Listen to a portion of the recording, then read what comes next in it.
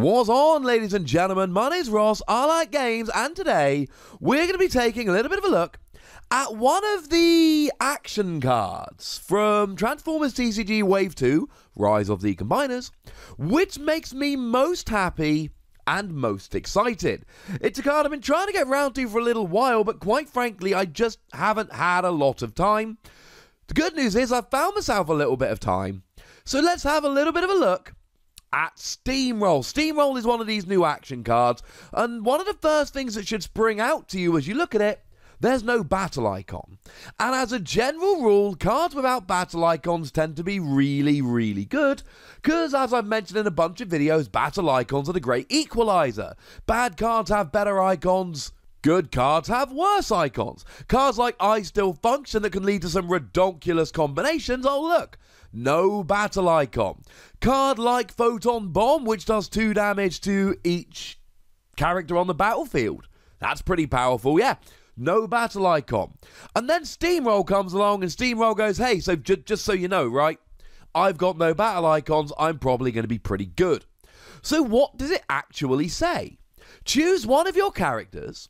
When it does more than enough attack damage to KO an enemy this turn, your opponent chooses one of their other characters and puts the extra damage on it. Gee, that sounds a little bit familiar, and it gosh darned well should. It's literally Wave 1 Grimlock as an action card. Wave 1 Grimlock says, when this character does more than enough attack damage to KO an enemy, your opponent chooses one of their other characters and puts the extra damage on it. It's even the same in terms of your opponent choosing the character that takes the residual damage. Make no mistake about it, ladies and gentlemen, this is Grimlock as an action. So, I suppose one of the first questions we need to ask ourselves here is, oh, does that make Grimlock redundant? No! No, this doesn't make Grimlock redundant. 6 attack in bot mode is huge. There are very few characters that have more than that. And especially in Dinobot decks, it has an alt mode skill, whereby it gives one of your other Dinobots bold free. And it's a leader, which means you can take advantage of Matrix of Leadership. You can put that onto a Grimlock, and it gives the rest of your characters +1 attack and Pierce 1. So, yeah. No, it really is good. Grimlock is good. Grimlock is a good character. Grimlock will still see play. In Dinobot decks, it's great. There is an argument here that maybe instead of playing Grimlock now, you could just put Steamroll into some decks where you would otherwise play Grimlock. So if you take something like Optimus Prime Battlefield Legend, which pairs well with basically everything, there is an argument that, oh, maybe you don't play Grimlock there. Because in a non-Dinobot deck, Grimlock's alt mode skill is nothing, literally pointless. And, you know, it's a 10-star character, but it's still got high attack, and it's still got the skill, and both of those characters can use Matrix of Leadership, and as far as I'm concerned, Grimlock remains one of the best characters in the game. But back to Steamroll then. Now, we've had a bunch of rulings about Grimlock, and it is fair to say that all of those rulings apply for Steamroll. And the most important thing to remember rulings-wise about Steamroll, this residual damage is not attack damage. Let's be clear, it is not attack damage. And that is incredibly important. Now, there's kind of a pair of things we need to look at. The first pair involves Insecticon Scrapnel and Force Field. What do they have in common? It restricts the amount of attack damage that can be done to either Insecticon Scrapnel or the character to which Force Field is attached.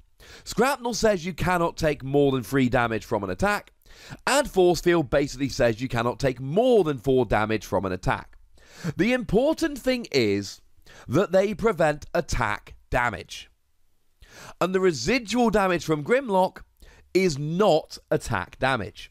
Which means that if Grimlock were to attack Insecticon Scrapnel, the damage done would be lowered to 3. So for instance, if Scrapnel had 1 HP remaining, you would only do 3 damage and then 2 would be transferred over. Doesn't matter how much damage you should have been doing, Scrapnel's ability takes it down to 3, 1 KOs it, 2 moves it over.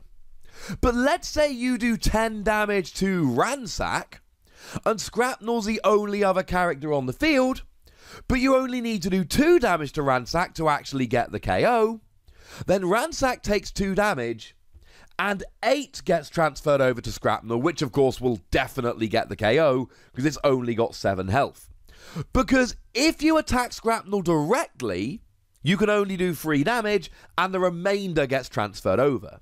But if you attack somebody else, the damage which is transferred over is non-attack damage, which means it is not lowered by Scrapnel and similarly is not lowered by Force Field. So if 9 damage would be transferred over, Force Field does nothing. Incidentally, Force Field only gets knocked off where it lowers the damage down to 4, so if the character survived, Force Field would stay on there. Whereas if you did 9 damage to a character with Force Field, it would get lowered to 4, and if they got KO'd, let's say 2 damage KO'd them, only 2 would be transferred. The other important ruling here is with the Wave 2 character Motormaster, because Motormaster's got a rather phenomenal skill in ult mode, which reads your other characters cannot take non-attack damage from your opponent's cards. That is, characters, actions, all of it. What that upgrades as well, in fact. Armed Hovercraft. Love me some Armed Hovercraft. So the point here is, if your opponent is attacking with a character after having played Steamroll, then any residual damage, the player who's playing Motormaster could just select any non-Motormaster character, it wouldn't matter which one they selected, and then the damage would go and get moved over, except it wouldn't, because it would be prevented by Motormaster. Whereas, if you selected Motormaster, it would go through, because Motormaster protects your other characters. So, the point of all of this with Steamroll is very simple.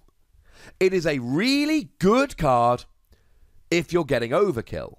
And the point is, it was great when it was a skill on Grimlock. It's great now. Now, in defensive decks, it's not going to do very much. And it doesn't have any pips, as mentioned earlier, which inherently makes it a weaker card. But we've got some really powerful attacking decks out there.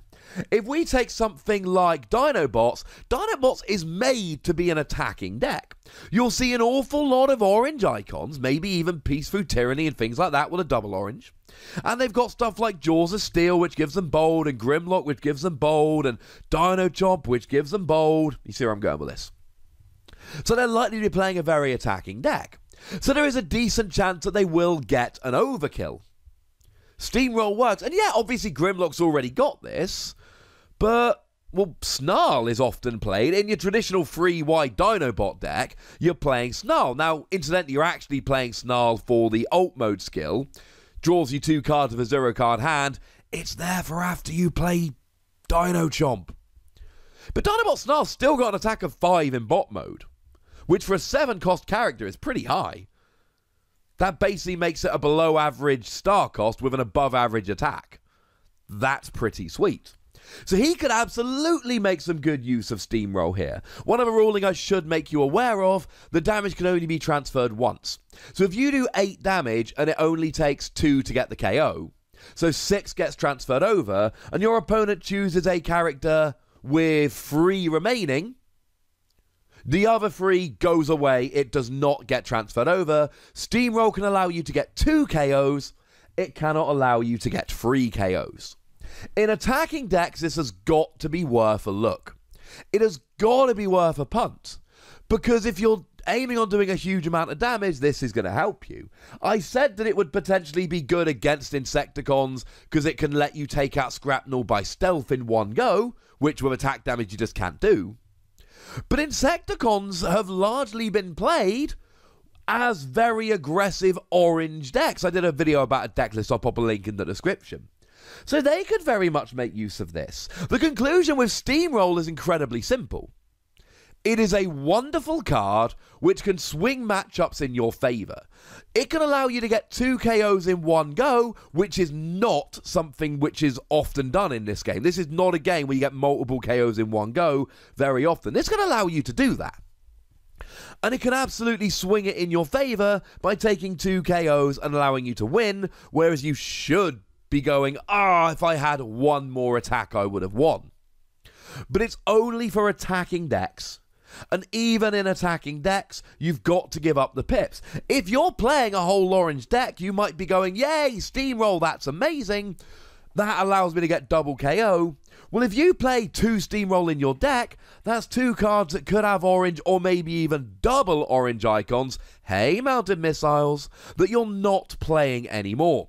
Incidentally, Mounted Missiles is a star card, so do bear in mind that if you're playing a 25-star deck, you won't be able to play it. This is a superbly interesting card with a very big risk-reward mechanic, which I think makes it a very well-designed card. And I should at this stage also mention, just like I did at the beginning, no, I don't think it makes Grimlock irrelevant. There we go. But I would very much like to know what you think about Steamroll, so please do let me know in the comment section. Go nuts! But please do remember the rule, ladies and gentlemen. Be nice, would ya? And then, of course, make sure you like this video, subscribe to this channel, and follow me on Twitter at the Wossy, where we talk about games. Obviously we do. That's what I like to do. It's my thing. But by far the most important thing, as always, look after yourselves till next time. Thank you very much for watching. My name's Ross, and you've been watching Wossy Plays.